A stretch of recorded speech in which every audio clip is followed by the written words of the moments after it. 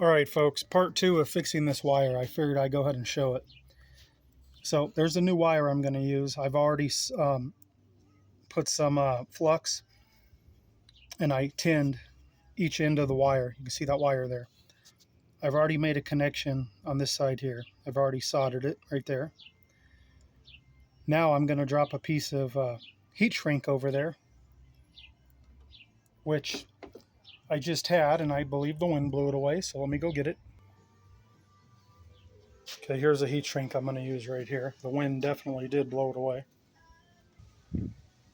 Alright folks, you have to trust me. I put the heat shrink and I use my little torch there. I couldn't do it on camera because I'd use both hands, but you can see it's heat shrunk on there.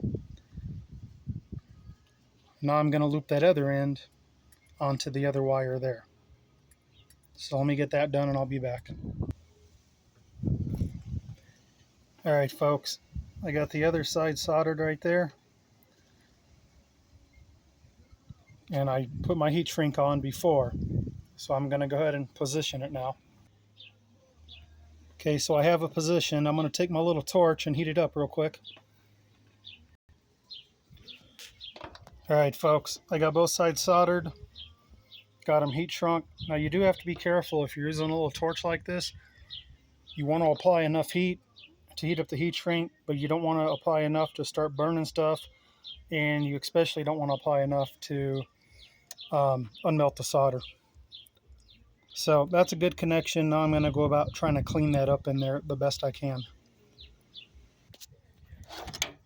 Alright, as you can imagine, this part's kind of difficult getting down there. But I have one piece over there. You kind of see how I loop that together. Now I'm going to go down there and try to wrap it all up with some electrical tape. Alright folks, so I used a little roll I had left over so I could bend it and manipulate it. And this is a good 3M tape, so it should hold none of that Harbor Freight garbage.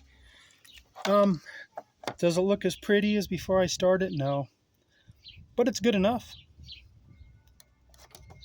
So there's the repair. Let's start it and see if it's good.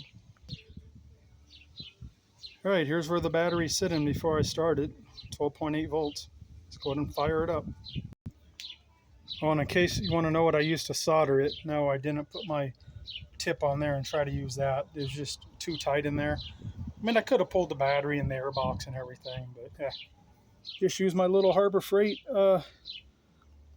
tiny soldering gun. Just use that.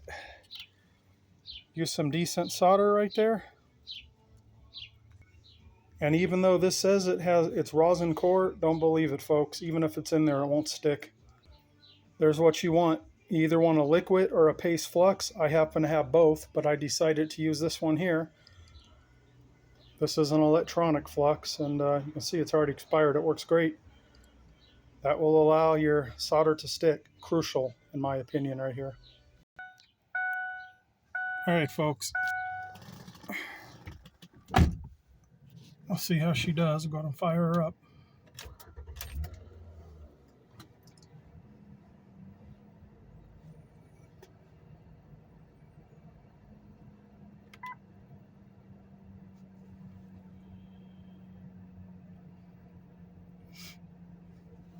Okay, we'll release the parking brake there so we can see everything on here.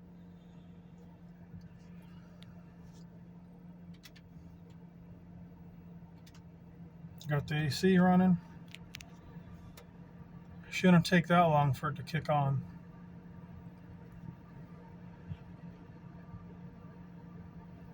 Go ahead and put the parking brake back on.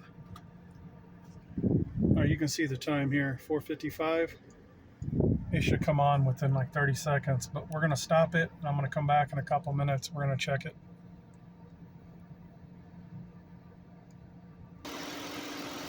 Here we are under the hood.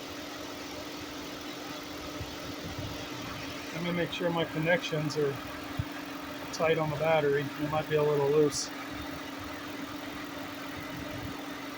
No, they're pretty good. That's what she's charging right there. Now, when I checked her the other night when that light was on, I was getting like 14.9. And then other times I was getting like 13.8.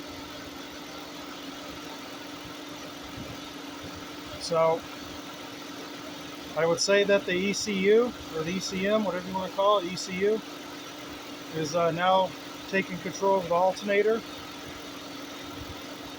and it's controlling everything.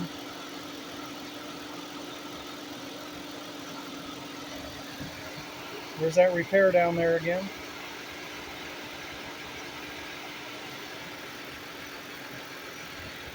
Don't quote me on this. I believe this is the alternator fuse. I believe it's that one right there.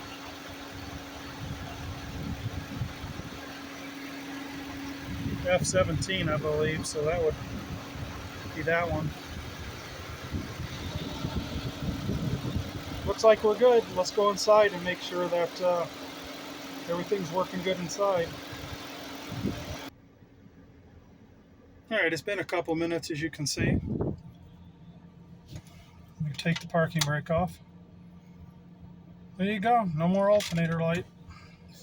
Or no more battery light, I should say.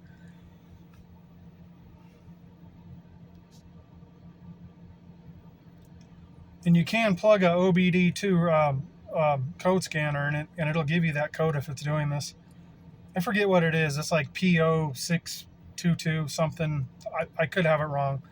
But it'll say generator filled F. Oh, looks like we got it all fixed. Let me turn the headlights on. We got the headlights on. We got the AC on. We got a full load here. Let's go see what we're charging at under the hood. Headlights on, AC running. Looks like we're stable, right about where we should be. So it looks like it was a successful repair there.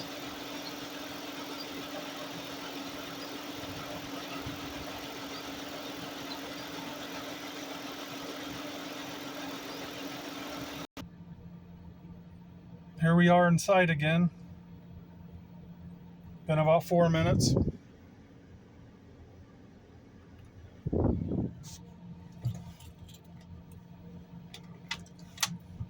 You know, I'm glad I was able to fix this because my wife actually really likes this car. She likes driving this car. It's a very comfortable riding car. All right, folks, hope it helps someone out. And real quick before I go, you know, the whole reason I got this car was it had this engine in it. This is a super reliable, this 3-liter 24 valve dual overhead cam Duratec engine here. They use it in here. They use it in, you know, the same Mercury model as this. They use it in the Ford Escapes. I have a Ford Escape right out there at the same engine, just bulletproof engine. And plus, it's all-wheel drive. You know, it's got the Volvo all-wheel drive system in it, the CVT transmission. It's a great car. Just tell you folks, as preventative maintenance, if you have one of these, I'm going to do it right now. Pull that strut tower off, move that power steering fluid reservoir, move that evap purge canister out of the way, inspect your wiring harness back there. If it's good, try to cushion it with something so it does, or move it upward so it does not rub on the AC line back there. The AC line's right here, and it turns to aluminum once it gets back there. So make sure it doesn't. Here, let me try to zoom in on this, and let me get a light back there. Here, hopefully you guys can see what I'm talking about. I'm going to try to zoom in. Okay, you see that corrugated plastic wire loom right there back there? Right like in the middle of the screen? You see how it's going over that aluminum AC line back there? It's rubbing right on it. You can see the charge port for the AC right there. Not the green thing, that's your evap. But that black thing back there, the cap, that's where it... right there. See that line right there? See how it's laying on top right there with that sticker on it? That is what shaves right there. So I'd go back there, I'd inspect that, and if it's good, I'd put a piece of foam under it or move it up, do something with it, because that is a common wear point. So fix that before it leaves you stranded. Other than that, this drivetrain's pretty much bulletproof in these. All right, folks, later.